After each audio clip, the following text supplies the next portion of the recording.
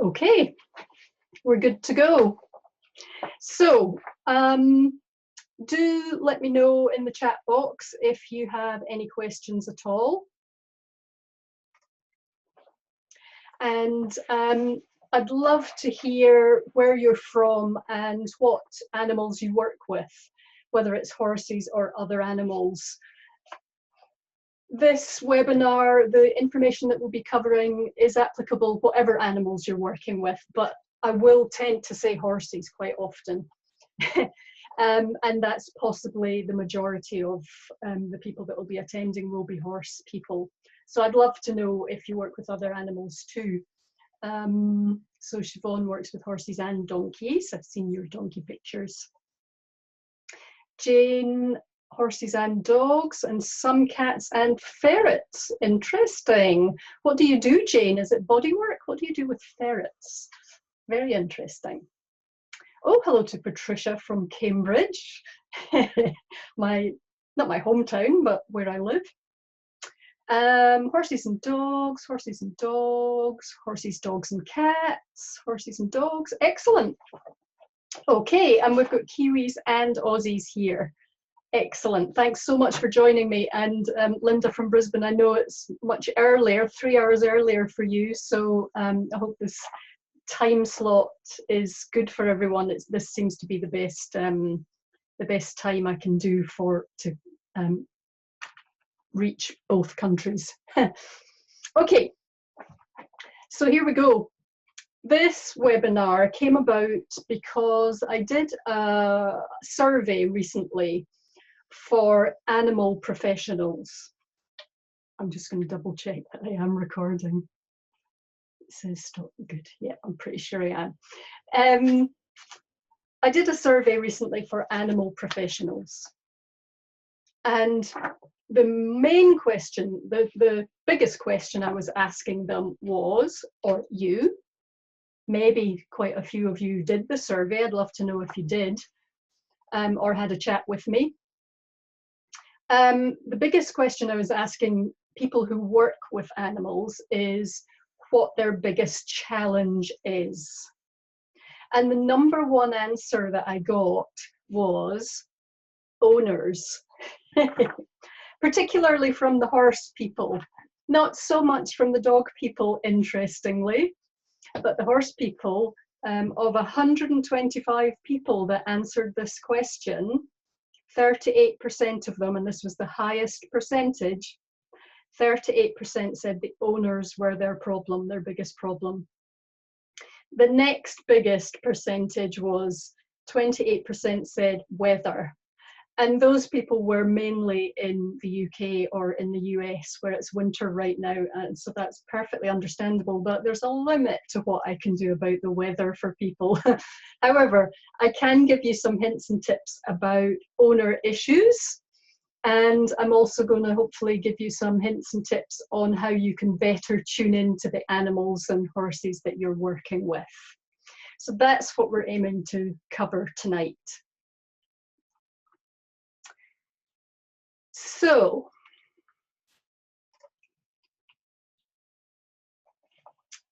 the webinar is in 3 parts. Part 1 is knowing your audience, knowing who your perfect ideal client is, and also looking at the owner issues. Part 2 is more about the animals and deepening your connection with the animals that you're working with. And then part 3 is how I might be able to help you further. So a bit about me. How many of you already know me? I know some of you do. I recognize some of the names in the chat box. I'm not sure what the percentages are. And as you will see on this slide, if you don't already know me, you will pick up pretty quickly, if you haven't already, that I really like statistics and spreadsheets. I'm a bit of a spreadsheet geek. You will also have figured out by now, if you don't already know me, that I'm Scottish. I hope you can understand me okay. I live in New Zealand. I've been here for 13 years. And I'm fully acclimatized and absolutely loving summer. And seriously, a Scottish winter would kill me now. I have no desire whatsoever to go back and live in Scotland. I really love it here in New Zealand. Jane says she loves my accent just as well, because you're going to be hearing it a bit for the next hour.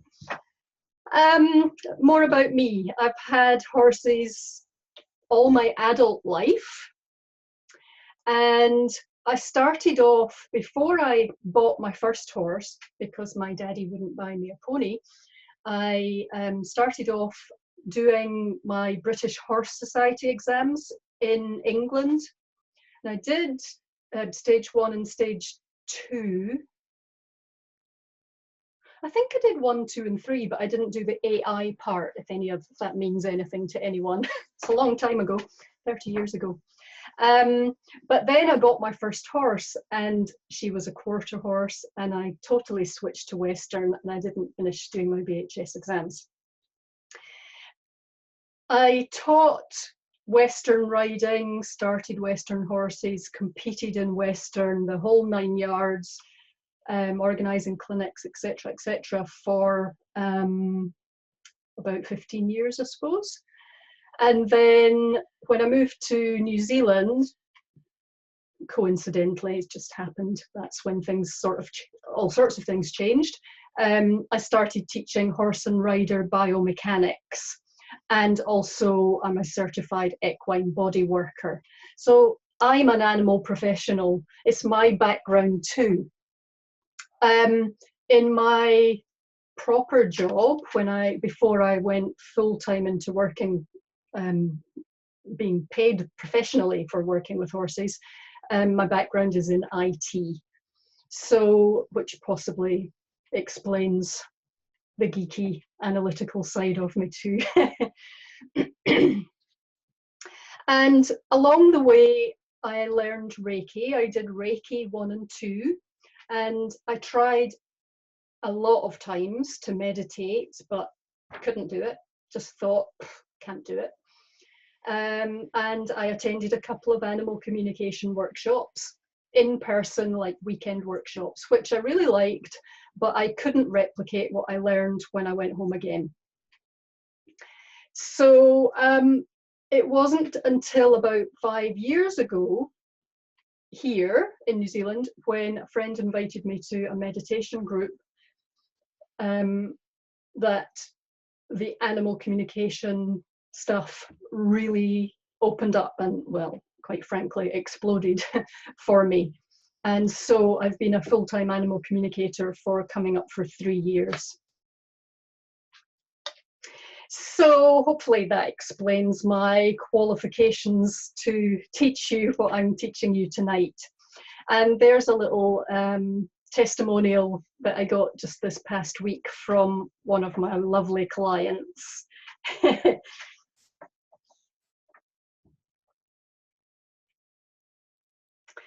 So what about you and why you're here? Well, this webinar has been aimed at animal professionals, so you probably work full or part-time with horses or other animals. If any of you don't fit into that category, let me know in the chat box. Maybe you're a professional rider, or just looking to deepen your connection even more with the animals that you yourself have. Let me know. You probably occasionally experience gut feelings and intuition when you're working with animals. You possibly get frustrated that owners never give you the full story about the animal's health or its background or its experience or its vices.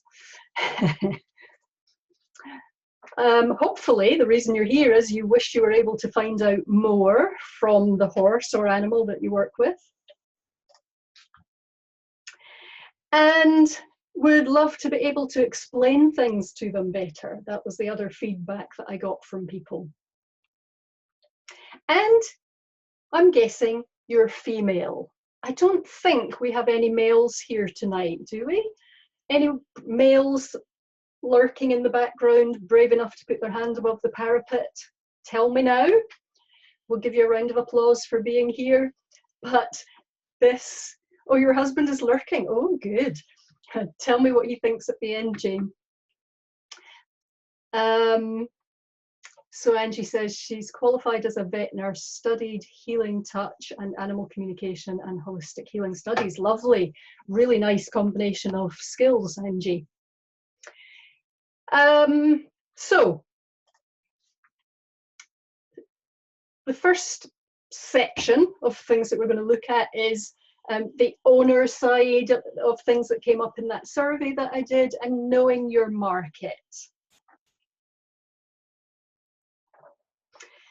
It seems to me, from my experience, I remember when I first started sort of semi-professionally taking horses in to start them or train them in Western riding. Another thing you don't know about me, and probably wouldn't be able to tell because I'm up here talking to you in this way, but I am actually an introvert. It doesn't come naturally to me to speak in front of people, particularly in crowds. I'm fine. This is like speaking one-to-one, so I can do this. Speaking in crowds, I just shut up basically and let other people talk. I don't like to compete when lots of people are chattering. That's just not me, and it drains my energy. And so when I first started working with horses for money in some form or another, I really didn't want to have anything to do with the owners. I would be very happy if someone just brought me a horse, handed it over, left, let me work with it, come back at the designated time, hand it back, and that's it. Don't ask me to work with them or teach them anything. I just wanted to work with the animals. And I think a lot of us are like that. You know, that's why we do this. We love horses, we love animals, and we just want to help them and heal them and be with them. The owners, not so much, right? If any of you don't feel that way, please tell me. Is it just me? So it was quite a journey for me to get to a place where I realized, well, actually, you can't just train the animal, or you know, maybe if you're doing body work or something, that's a little easier. But I know from conversations I had with hoof trimmers, for instance, you know who I'm talking to, there's an owner involvement, isn't there? You need to be able to educate the owner. You need them on board with what you're teaching their horse or their animal. So it's rare to be able to just work with the animal and not have anything at all to do with the owner. If nothing else, you need to have interaction to make bookings and get payment and that sort of thing. So it doesn't necessarily come easy for us animal people to work with the owners. We tend to take whatever business is coming our way, and the owner issues that came up in the survey that I did were things like, and so I'm reading this from my little list here, owners who only give you half the story, so maybe not telling you about health issues or previous experience or vices or whatever, expecting too much or too soon, trying to tell you your job,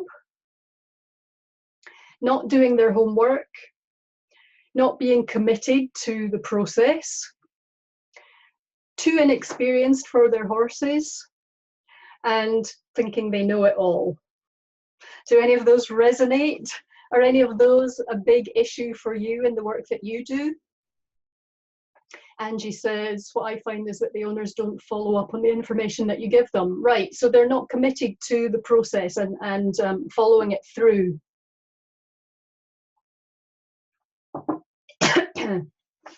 So let's start having a look at our market and see what we can do. Now, I'm going to be asking you more questions. I'm really kind of posing ideas and questions here to you. So feel free to, if you have a light bulb moment, or you know where you stand with the things that I'm talking about, go ahead and post them in the chat box. So we're going to look at who your ideal client is, how visible you are to them, how to attract the owners that you want to work with, and how to handle the difficult ones.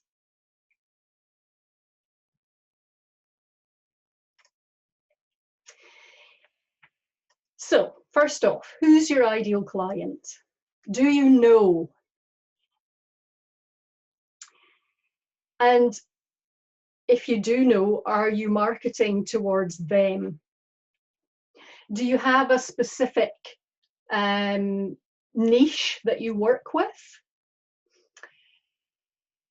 Do you work with problem horses or show jumpers, or only dressage horses, starting young horses? What's your niche? Or do you just take any business that's coming your way? Do you ever take business just because you need the money and then regret it?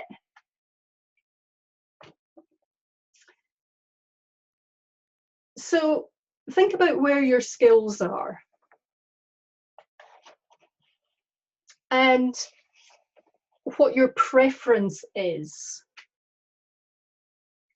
Who would you most like to work with? For instance, if you say to me, oh, I always seem to get the owners that don't want to pay what I'm charging or try to knock the price down. And I'd really rather work with people who can see the value in what I'm offering and are happy to pay that.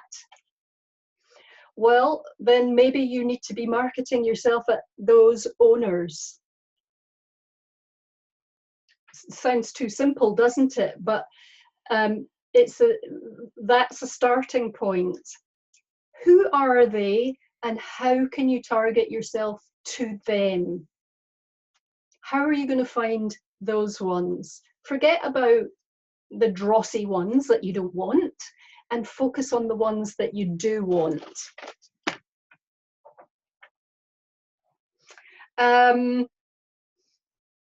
Think about your skills, what you'd most like to be known for, and work and focus and present that to your ideal client.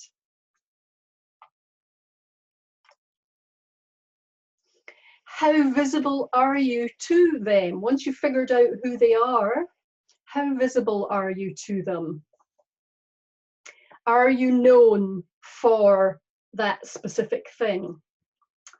How do you advertise and market yourself? Now, if you rely purely or get the majority of your business by referrals or from friends, or it's repeat business, that's great. That's clients who have already used you and think you're fantastic and recommend you to other people or keep coming back. So maybe have a look at who they are and how can you get more of them.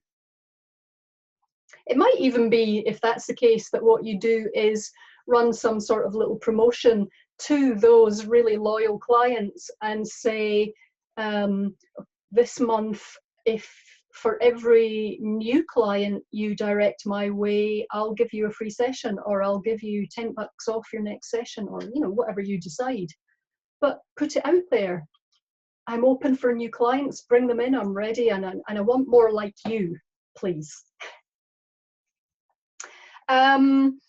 Do you have a Facebook business page? Do you have a website? Now, I think those things are really useful, and I have both, but you don't actually need them. If your business is running along fine without them, don't stress about it. at all. You can make money without having those things and without spending a lot of money on those things. But they are a way of presenting yourself. They are a way of potentially being seen by more people for what you do. Putting yourself out there in the way that you want people to see you. How do your clients find you? Do you know? How do new clients find you? Do you ask them? When you get a new client, ask them how they heard about you. And okay, spreadsheet geek, statistics geek, keep a note of those things, whether it's in a little Excel spreadsheet or a notebook or whatever it is. You need to know that stuff so that you can get more of them. If they all say, oh, I was referred, well, that goes back to some of the things I was saying before.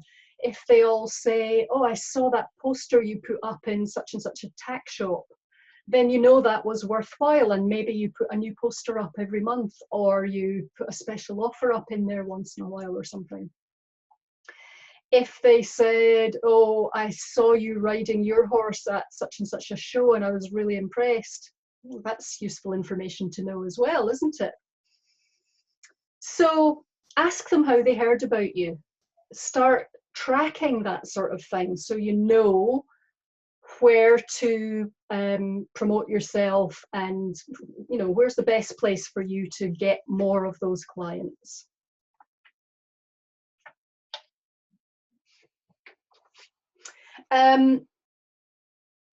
On the subject of Facebook, just a little statistic. I've only been doing the Facebook thing, the real sort of, I was going to say hardcore, well, sort of hardcore, seriously marketing myself on Facebook, on my business page, for just over a year. So the whole of 2017, let's say. So here's some stats for you. The whole of 2018, that would be, we're in 2019 now, aren't we? So in 2017, before I started really using my Facebook page, 3% of my business came from Facebook. In 2018, when I was going at it full on and doing all the things, 18% of my business came from Facebook. I know that because I asked people, and I know which groups they were coming from. That's really useful information for me to know. It lets me know that it was worthwhile. I should keep doing that. And I'll be really interested to see in another year whether, you know, there's exponential growth again, or whether it plateaus off, what happens next. But right now, I feel that was a good thing for me to do, and I got a decent increase in business by doing that. So I'm not necessarily saying you have to have a Facebook business page, but social media is huge. It is a really good way of being visible and letting people see you. It's how you found me, most likely, right? So it's just giving you those stats to think about. One caveat, Facebook is not happy when people use their personal profile to conduct their business, so do be careful about that.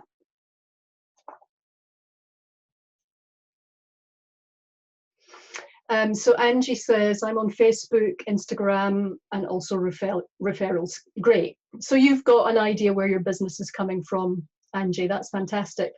How, I would like to know personally, how beneficial is Instagram to your business, or anyone else there who's using Instagram?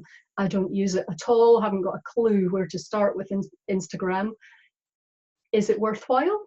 I'd be interested to know, and it might be useful for other people watching. Okay,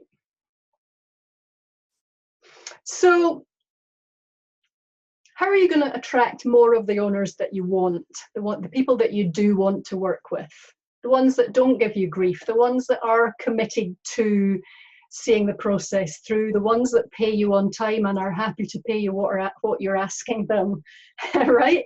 They're the ones we want. The ones who talk you up to all their friends so you get even more business. Well, becoming better known for your specialty and advertising that. It's easy to think that, oh, if I just focus on this, so whether it's only working with endurance horses, let's say, or only working with a certain breed. If I narrow things down to just that, then I won't get all the other stuff and I'm not going to be making enough money. What you have to realize is that is a real, that's a mindset issue more than anything else. That's kind of a fear-based mindset issue. In actual fact, if you focus down on your specialty and advertise for that and be seen as the go-to person for that, you'll still get the other business too. Because other people go, oh, I know I don't have a Great Dane, but I wonder if she could help me with my German Shepherd or my Schnauzer or whatever. Because I know she had great results with such and such, and she really seems to know what she's doing. I wonder if she could help me with this. You will still get that other business. I mostly, my background is horses, obviously, and I mostly advertise towards horse people, but I still get heaps of business for dogs and cats, cows, sheep, birds, you name it. It doesn't preclude me from all those other animals. So be known as the go-to person for a specific thing if you can. Think about where you advertise and where your ideal clients hang out. Think about what words you use, and you know, you want to be professional, you want to just give some thought to how you project yourself. Do you ask for or receive testimonials and feedback from clients? If you have a business page, you can ask people to put reviews on your business page. If you start a horse for someone and they're thrilled with what you got done and how great the horse is at the end of the period, ask them right there and then when it's fresh and they're thrilled to please just write a few lines about what the experience was like for them, what their horse was like before, what it's like after, whether they would use you again, whether they would recommend you to other people, that sort of thing. Ask for that feedback. Get them to drop you an email or a message or put something on your Facebook page or whatever. Start recording that information. Even if with animal communication, I find a lot of times people don't want their name to be attached to something. Whilst they might use me, they don't necessarily want their family or work colleagues or whatever to know they're into woo-woo stuff. Or go figure, right? I don't understand that, but hey, just joking. But you know, they may not want their name on it. And so I'll, like that testimonial that I put up a few slides ago, I'll just grey out the person's name and share that testimonial, or copy and paste it and put it on your website or on that poster you're putting up in the tack shop. People like to read other people's experiences. They like that kind of social proof. So start asking for them, you've got to sell yourself. again, it's very easy, especially if you're a bit of an introvert and you know, you feel uncomfortable about putting yourself out there. But if you don't put yourself out there, how are people going to find out about you? How are they going to know what you can do and how good you are and whether you're the right person for them? Okay. Angie says yes, she asks for testimonials. Great, good. It's just one more little habit to get into. If you have a Facebook page, business page, you can do Facebook Lives talking about some experience you had or an animal you worked with or a before and after experience. You could post photos of before and after shots of horses' feet or bodies, or if you start horses, take some photos when the horse first arrives with you, take photos through the process and take them the day the horse goes home to the owner, and show those photos, show the process, let people see this is what I started with, this is what we ended up with, here's the owner's testimonial. We need to see that stuff. You could put videos, get someone to take a little video of you working with an animal, maybe talking about what you're doing. It's all, in marketing terms, it's called know, like, and trust. People need to get to know you, like the look of you, the sound of you, and start trusting you before they'll hand over their money to you. So think about how you can develop that. You can think of it as a persona if you like. I mean, I kind of think this isn't really me. I'm just being this person to do this webinar to teach you this information. But social media is huge and you can really benefit from it. So some things to think about. And how to handle the difficult owners then. The million-dollar question, right? Well, you could set boundaries up front. You could have rules like, yes, I'm happy for you to come anytime I'm working with your horse, but I need you to save any questions until I've finished the session, or not talk or not expect an answer because I'll be focusing on your animal, right? You know, if they're chattering away, you need to be able to tune them out so that you can just work with the animal. Just tell them that. I'm not ignoring you, I just need to focus on the animal right now. You know, you could say things like, if I'm working with your animal, I need you to come once a week to see what's going on and to learn what I'm teaching your animal. You could give them a contract to sign up front. Think about what your requirements are, get them to sign it. I don't know how legally binding things like that necessarily are, and there'll be differences between New Zealand and Australia, I'm sure. But still, it's a sign of commitment, isn't it, if they sign something up front for you?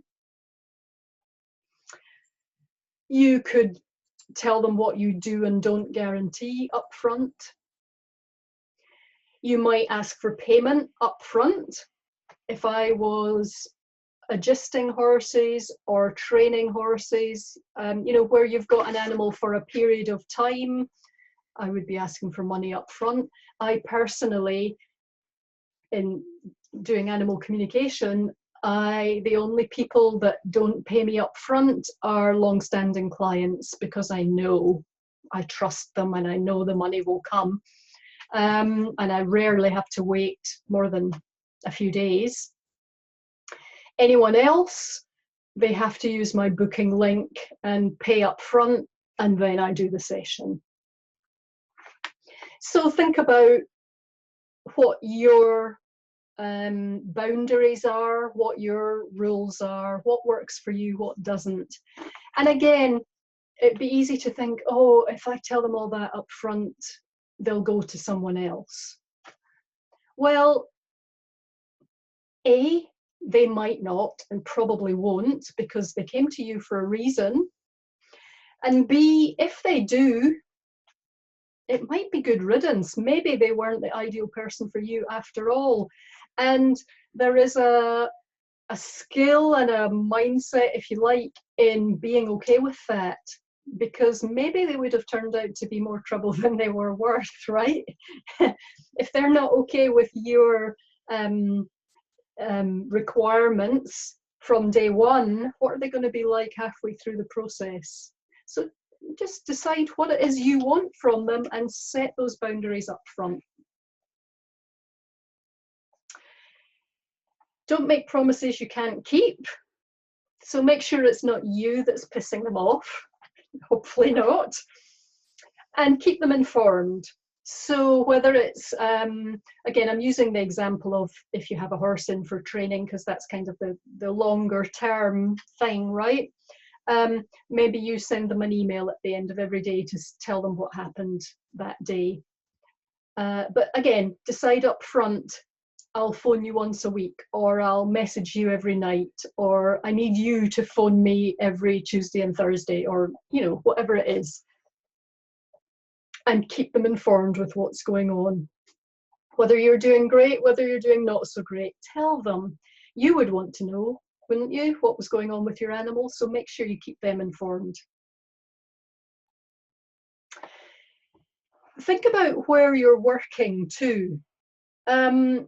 If you work in a vet's office, or maybe you're a dog groomer in one of those big pet stores like Animates or somewhere, there's probably background noise going on, people working with other animals, receptionists talking to other owners, stuff going on. If you're working horses on an adjustment yard, same thing. Maybe there's two people at the other end of the arena riding their horses and causing distractions, or maybe it's the owner or something else that's going on.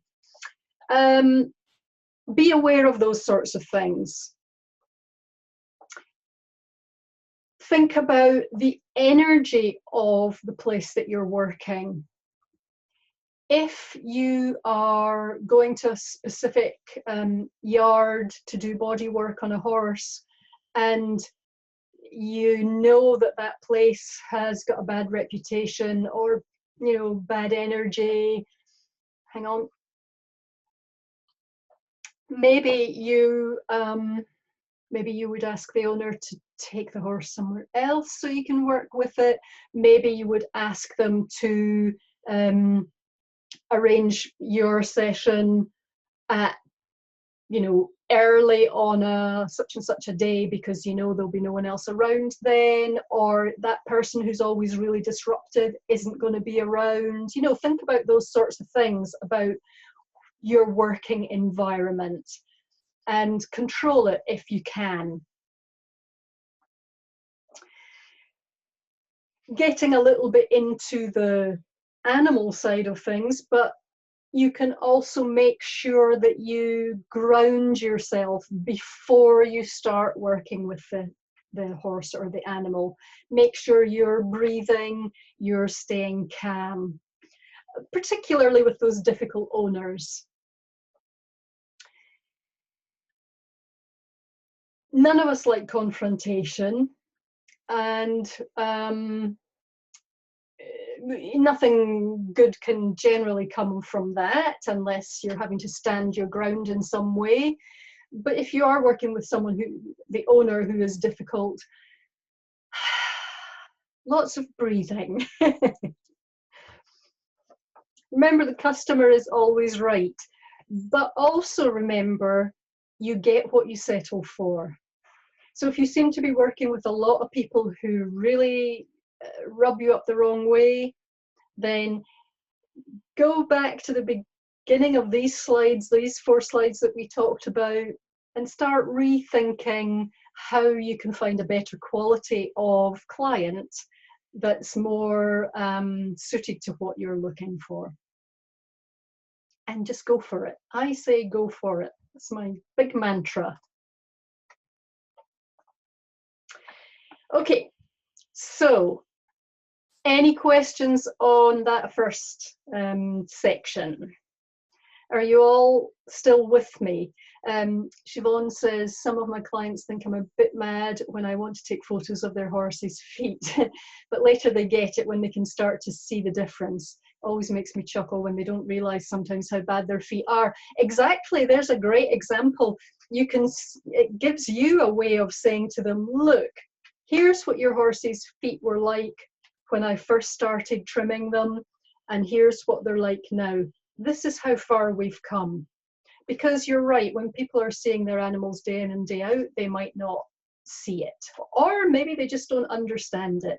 And having that, those progress shots can really help people. Okay, so you're all still with me? No other questions on section 1? No? Okay. So section 2 then is deepening your connection with the animals themselves.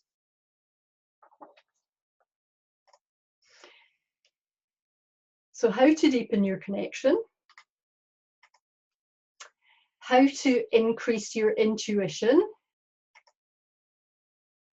how to learn to identify the messages that you're getting, and how to increase your animal communication skills. So first up, deepening your connection with the horses or animals that you're working with. That's my lovely Susie. Oh, bless her. She's about to turn 27. I've had her whole life, and she came with me from Scotland to New Zealand. I love her to bits. So how to deepen your connection with the animals that you're working with? You have to be in the moment. Some of these things I'm saying are probably really obvious, but it's really useful to spell it out, I think. She is gorgeous, isn't she, Siobhan? Such a pretty girl. So, be in the moment with the animals you're working with. That means tuning out those distractions. If you were thinking about what's for tea tonight, or the fact that you've got 10 things still to do, or X number of animals still to work with after this one, or whatever it was, all that needs to go the moment you start approaching, I would say, or working with this animal. Be in the moment, be with that animal 100%. Before you start, check your breathing, check your focus and that mind chatter. You'll find that if you just focus on a rhythmic in and out breathing pattern, so you might even count to yourself going in 2, 3, 4, out 2, 3, 4, and repeat that over and over and over, that other stuff that was in your mind will start to go, and you'll just start focusing on that breathing. And it really helps to ground you and get you in the moment.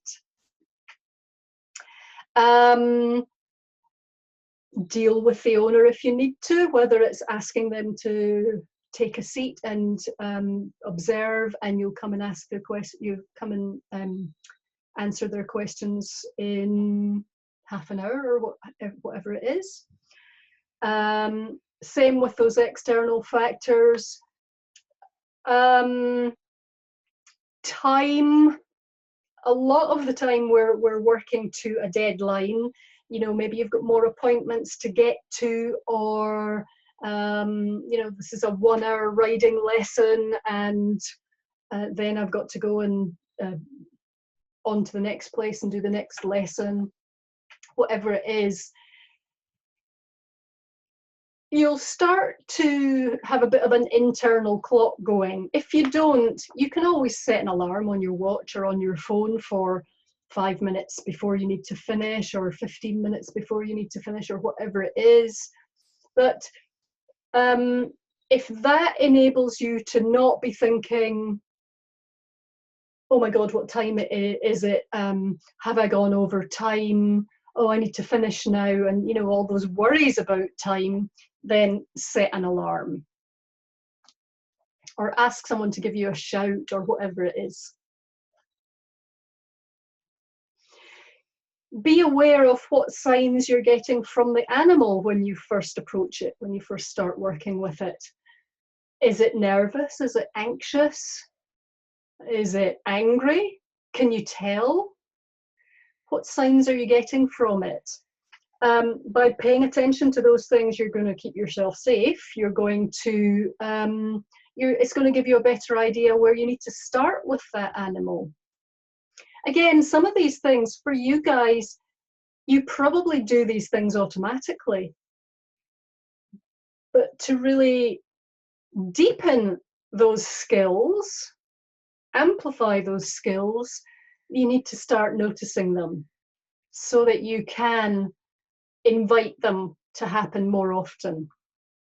So start noticing, oh, how are you feeling today? And again, tuning out the distractions or whatever. If the animal is telling you, or you're getting a vibe, ooh, he really needs me to go slow today, but you know the owner is back there champing at the bit, wanting you to come on, get a move on and do something and produce something and get a result, maybe tell them up front, I'm going to have to go a bit slower today. He's really not okay with this. Keep them informed. But I would suggest the animal comes first. You can verbalize to the animal what you're doing, why they're there, what's going to happen. Just not a mindless stream of chatter, but just tell them what to expect. I'm just going to blah, blah, blah. And then we're going to, and then you're going home with mum. Whatever. Verbally tell them. You'll be giving them a mental picture of what's happening, and you'll be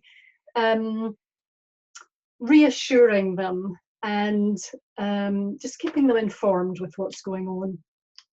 You can also try visualizing what's going to happen or what you want from them. If you're, say your specialty is loading problem horses in horse floats, you might take the lead rope and stand with the horse for a bit and in your mind just visualize a picture of you standing next to the float and that horse just calmly and quietly walking straight on and standing, and everything just goes perfectly. Just send them that picture. Here's what's going to happen. You're going to walk onto the float and stand and just chill, and maybe mum will give you a carrot, and then we're going to back off, and then we're done. Give them the picture of what you would like them to do. If you're asking them to stand quietly so you can do their feet, maybe you'll send them a picture of them being relaxed and having a bit of a nap and just letting you do their pedicure. And the other thing you can do, my cat is meowing outside. I might have to let him in. Hold on. Sorry about that. Oh. Not there, they must be actually outside. We might get a visit from a ginger cat. The other thing you can do to deepen your connection is to ask a question. I would say in your mind, ask the animal a question. And notice in your body, he's not going to give up until I let him in. Notice in your body where you feel, where are you? Right. That's his last chance. Notice in your body where you feel the answer. So for instance, you might ask the animal, are you in pain, or where are you hurting? And just as long as you're in the moment and grounding yourself and breathing, tune into your body and see if you feel anything or notice anything or get any feedback or any kind of answer to your question.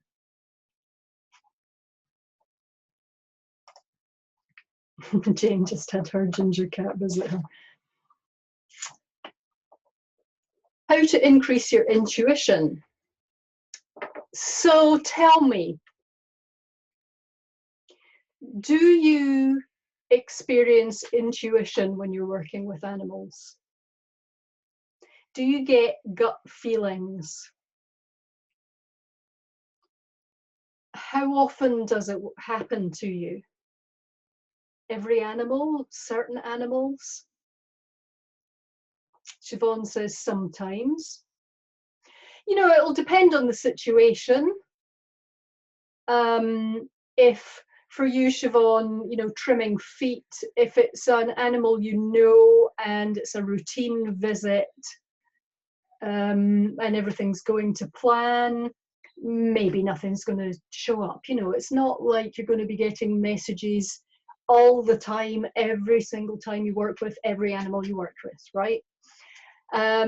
But if you're getting it sometimes, then the cool thing is, you know, you can. Angie says yes. Sinead says yes. Gut feelings all the time, depends on the horse. Yep. And some animals are more willing or more able to share stuff with you that you might feel. So it can be partly them too. It's not necessarily that you can't do it. It might be that they're not sharing. Jane says yes, it can be hard to explain. Sometimes I hear, other times I see, sometimes I feel. Viv's not sure. Tend to doubt myself and think it's in my head. Yeah, that's really common, Viv. Siobhan says, I have one pony. I'm sure she curses me every time she sees me. That's hilarious. I wonder why. That would be interesting to explore, Siobhan. Is it you personally, or is there something else going on? Is it because of where she is in her hoof journey, or what? And is there a way that maybe we could help her with that? Patricia says, quite often with two of my dogs, one in particular who's been ill for a year and a half, so very close to her. Right, yeah, so you might, when you've got that really close bond, you might pick up things more. And Angie says, I'm not great with my own dogs. Yeah, see, it works both ways.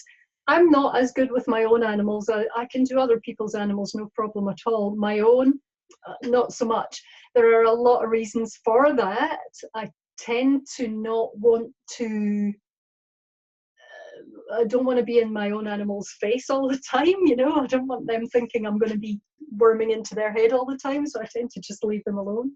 And I only really tune into them when I really have to. Denise says, I trust my intuition a lot, but it's taken time to accept, as like you come from an audit and compliance career, which is black and white. Yeah, exactly. I also had to use the pendulum at times to confirm things. Good, that's great, Denise, and that's a great way of getting confirmation of what you're feeling. Excellent. Yeah, Jane not so good with her own. So Siobhan says her owner lets her get away with everything and she doesn't, right, you don't put up with it, so she doesn't like you so much, which is sort of understandable.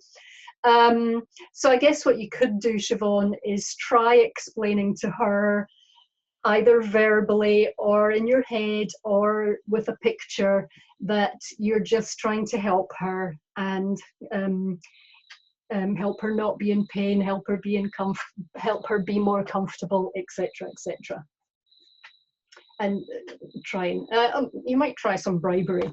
I know if her behaviour isn't great, you know what you could try incorporating is clicker training. So you could still be able to give her a reward of some sort, but in a controlled way. Worse when the owner's around, right? So maybe what you do is say to the owner, thanks for bringing her in. I've got it from here. Can you come back in half an hour, please? Just things will be easier if you just go and have a cup of tea and come back in half an hour. I'd really appreciate it. You know, great idea. Yeah, make things easy on yourself. Okay, so start paying attention to how often you are doing things just because. Because here's the other thing. A lot of times, people who work with animals, we don't even know what we're doing half the time. Now, I don't mean that to sound the way it sounded. What I mean is we do things automatically because we're feeling stuff and working on a level that we're not always consciously aware of. It's a subconscious thing. We just know and we just do it. But here's the thing, if you want to be able to amplify that and tune into it when you want it, you need to be able to recognize it in the first place, right? So start noticing when you get those little hits. Start noticing how you get it. Was it just a gut feeling? Was it a picture? Did you hear something? Did you get a pain that you know wasn't yours? Start noticing those things.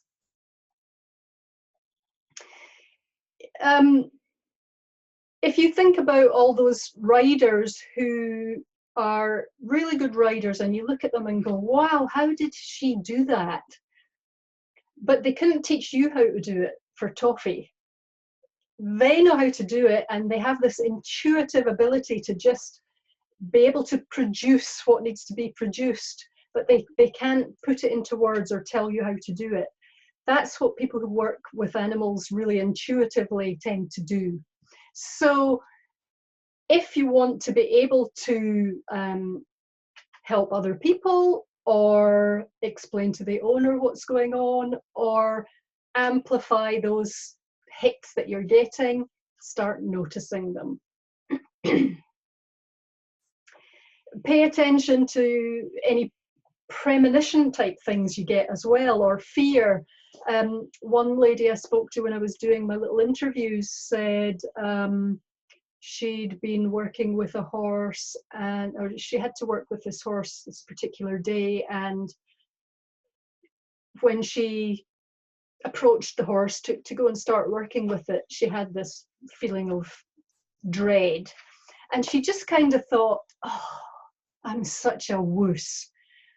Oh, you know, I need to get braver.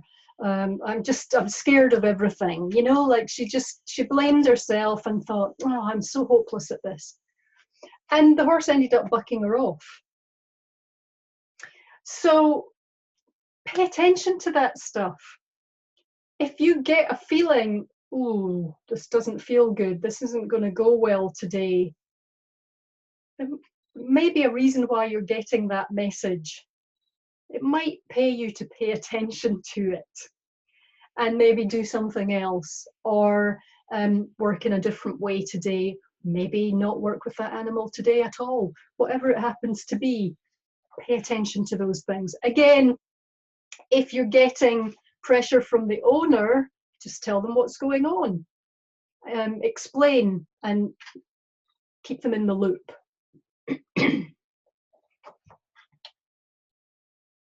So basically, start inviting that intuition, start tuning into it, really paying attention to it and noticing when you get it. The more you recognize it, the more it will happen. Learning to identify those messages that you're getting, well, we need to really focus on what you're getting. So is it just a gut feeling? Is it a picture, words, an emotion, maybe a color? The more you start noticing those things and noticing how it works for you, the more you'll be able to interpret them. So for me with animal communication, I probably practiced for, I think, a couple of years, doing lots of sessions, volunteer sessions on people's horses mainly, before I really understood what I was getting, could identify what I was getting and what it meant. And what I've realized along the way is there's no one answer for everyone. You'll all get something different. So for me, and if you've watched any of my Facebook Lives or read my blogs or anything, I say this often, I don't get the streams of conversation that people tend to associate with animal communication, animal communicators. I'll get words or sentences sometimes, and I'll get answers to questions, but I don't get that just constant stream of chatter from an animal. That's not how it works for me. I do get colours, I get emotions, and I can see and feel energy, and I get answers to the questions that I ask. So notice how it works for you. Start tuning into that. Somebody earlier on said, oh, I think it might have been Viv, said, oh, I tend to think that it's just in my head.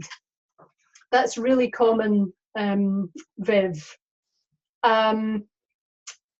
Especially when either you aren't very experienced or confident about what you're getting, and it is just practice. It is a practiced skill. So I would say, if you have those doubts, say to yourself, okay, this day or this week or this month, this year, I'm going to just accept everything I get, and I'm going to assume that I'm not making it up, it's not just in my head, and I'm going to explore it a little bit, and I'm going to ask questions about it. I'm going to ask for more of it, and let's see where that takes us. What have you got to lose? You don't need to tell other people. If you're afraid of them saying it's just in your head, well, don't tell them. But you can be doing this yourself. And if you ever want to run this stuff by me, drop me an email, ask the questions. I don't know, a few of you probably are in my closed Facebook group. It's called Trisha Wren Spiritual Stuff. If you want to join that group, feel free. And that's a safe place where you can ask those kinds of questions too, about your experiences. And you're going to be with people who get it and who aren't just going to poo-poo you and tell you it's just in your head. So that might be an option for you too. So Siobhan gets a knowing, Diane, yes, a knowing. Yeah, see, it's that, and you kind of go, how did I know that? How could I possibly have known that? But that's cool. So tune into that. Ask for more of it.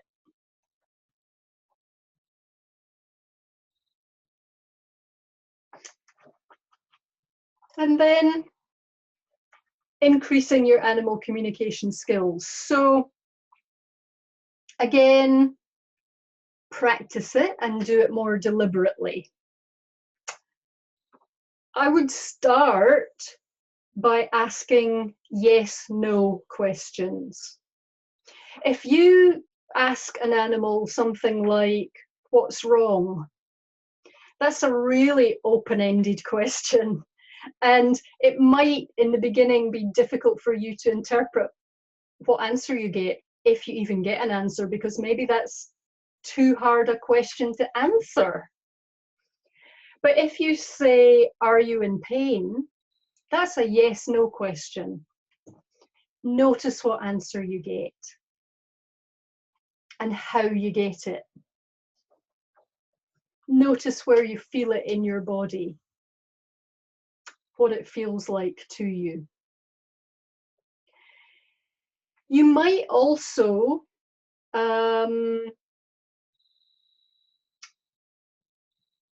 learn how to muscle test. Now, some of you, I know some of you know how to muscle test. Let me know in the chat box if you have ever heard of kinesiology or muscle testing, or if you haven't. If I'm speaking double Dutch to you right now, let me know, because I can give you a little demo if you like. So we're getting a few yeses. Anyone never heard of muscle testing or kinesiology?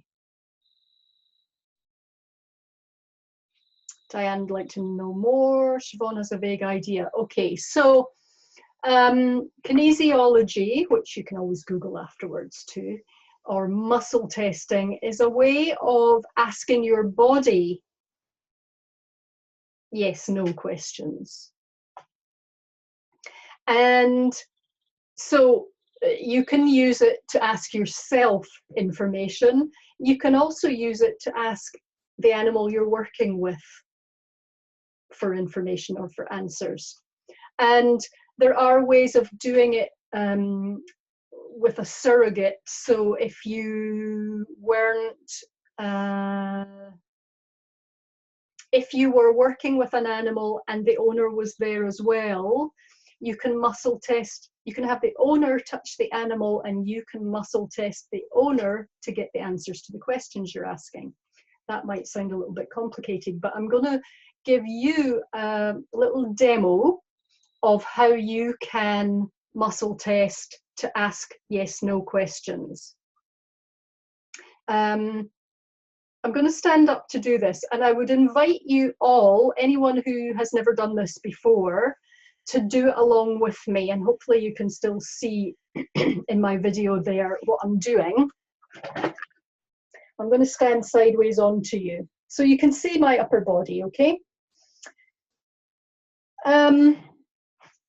So I'm just taking a deep breath and letting myself ground a little bit, settling into my feet.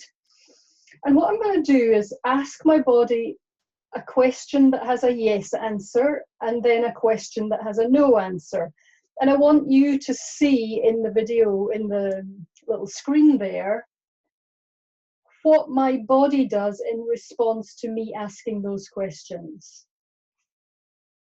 So you can see I'm starting fairly upright.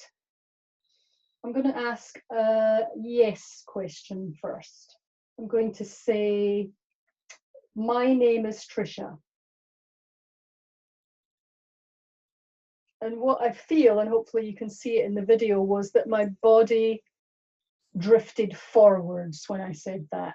So I'll bring myself back to center, and then I'll say, let me have a look at this. I'm looking to see what names we've got there. Okay, so I'm going to say, my name is Angie. And straight away my body drifted backwards. So for me, a yes was my body drifting forwards. A no was my body drifting backwards. Kind of cool, right? Now, there are a variety of other ways you can do this. But if you were out trimming a horse's feet, Siobhan, or doing some body work, Denise, or Jane, you're out doing some aromatherapy, you could do that and people don't need to know what you're doing. They wouldn't even notice that you were doing that, because you can ask the question in your head and just notice what your body does. So all you need to do is get proficient at it first. Practice it first so you know without doubt what your yes response is and what your no response is. So for me, yes is forward, no is backwards. So if I am out working with a horse and I maybe put my hand on them and say, this horse is in pain, if I feel myself drifting forward, I know that's a yes. Then maybe I can ask other questions. This horse is in pain in its front end, yes or no? Its back end, yes or no? Its left hind, yes or no? You know, you could go through a sequence of questions and pinpoint what's going on. Does that help? Practice that yourself. Ask start by asking lots of questions you know the answers to. My husband's name is, my dog's name is, I'm allergic to, whatever it is. I live in New Zealand, I live in Australia. Ask those yes, no questions, lots of different questions, and get really clear on what your yes and no is. Good, excellent. Everyone's saying thank you. That's a really cool, easy thing that you might be able to incorporate to start asking questions of the animals that you're working with. So I hope that helps. Excellent. So, how can I help you further? Well, I've got a variety of free stuff that I make available at various times. All kinds of things, from opt-ins, like I've got a 12-page animal communication ebook. I've got completely free stuff like blog posts on my website that you might find useful or interesting. A whole load of videos, Facebook Live videos on my business page, and I've got those on a YouTube channel too. So if you want to have a bit of a binge watch of some animal communication tips or how I work or whatever, you can have a look at them. Lots of free information there on animal communication.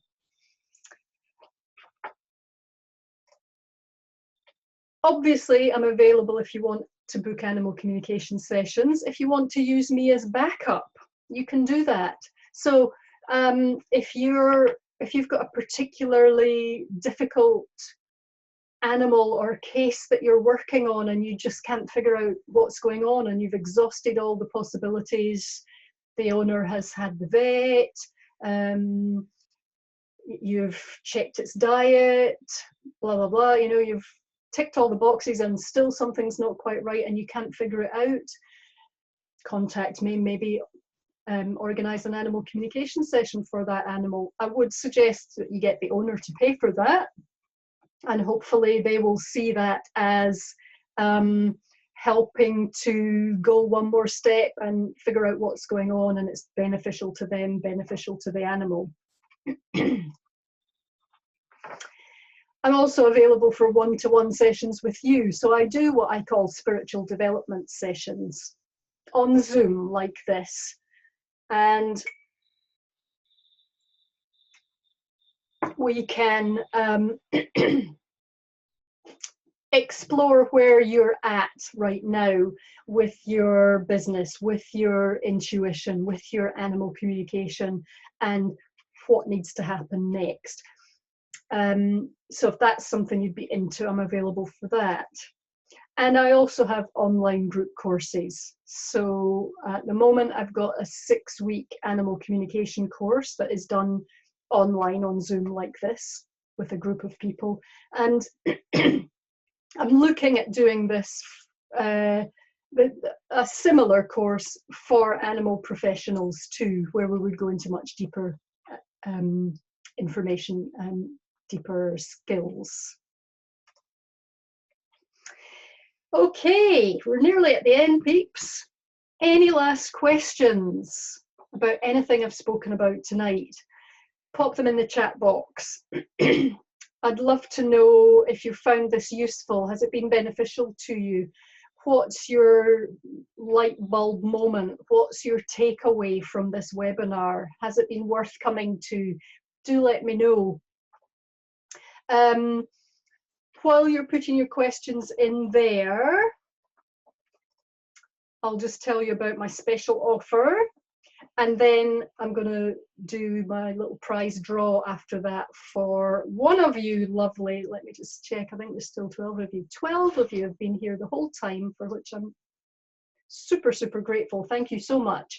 I'm going to do a little prize draw after this, and one of you will win a free session with me. So, any other questions or feedback about the webinar, pop them in the chat box now, and I'll just tell you about this special offer. So for signing up and making it all the way to the end, thank you. I've got a special offer for you, and it's for one of those one-to-one sessions that I was talking about. So it's a 45-minute session, one-to-one with me on Zoom like this, and we would have both our videos showing, both our microphones on, and we can record it if you would like it recorded, and really start amping up your intuition and your spiritual skills, animal communication skills, wherever it is you're at right now. Let's amp it up and develop it a little bit more. You get my undivided attention for 45 minutes and that of my guides. And one of the big things I do in these sessions is provide the energy from the universe for you to experience what you need to experience and get the result you need to get in that time. You can ask any questions you want to, and we'll see what the next stage is for you. So take advantage of my lifetime, it seems like, of working with horses and my animal communication experience, and hopefully I can help you up level. I would love to do that. These sessions are usually $150, but the webinar special is 1/3 off. So you get 45 minutes for $100. That's New Zealand dollars. Now I didn't look up what that is in Australian dollars, but I think it's less at the moment. So it might be 90, 85, 90, something like that. But all my bookings are in New Zealand dollars. That price is available for the next week, so to the end of February. And I will just put the booking link in the chat box for you. And you want to use the discount code.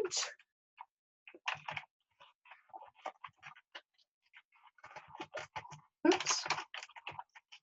I'm typing. So there's your discount code, APWEBINAR. Using that link there will get you that 1/3 off if you book before the end of February.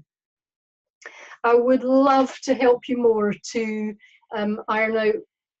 You can ask me Facebook questions, marketing questions, whatever you want, whatever your challenges are with your business, and developing your intuition and your animal communication skills. I would love to help you step up. So grab yourself a bargain, 1/3 off before the end of the month. There you go. Okay, who's going to win a free spot?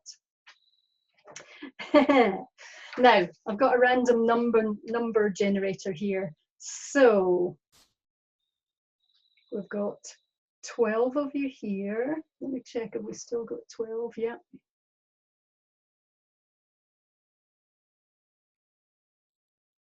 Oh, come on. Okay, so 12, 1 to 12. Generate me a number. Come on, you can do it.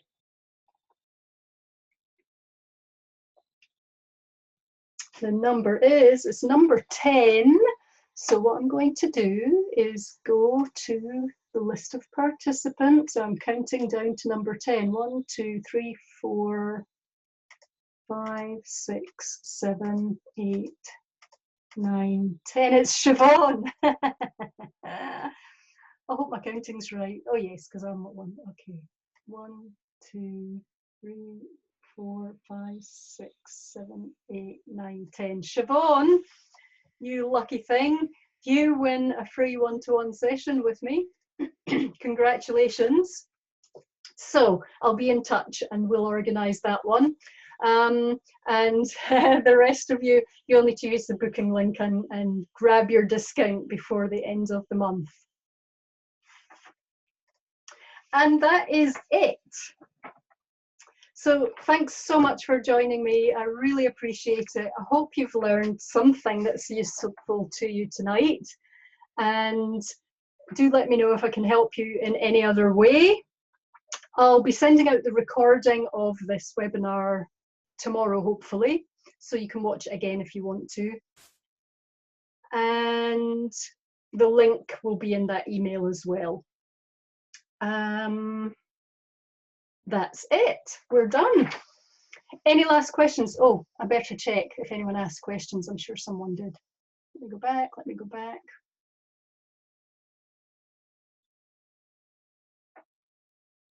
So Patricia asked, do you think you can communicate with an animal who has died? Yes, Patricia, I do.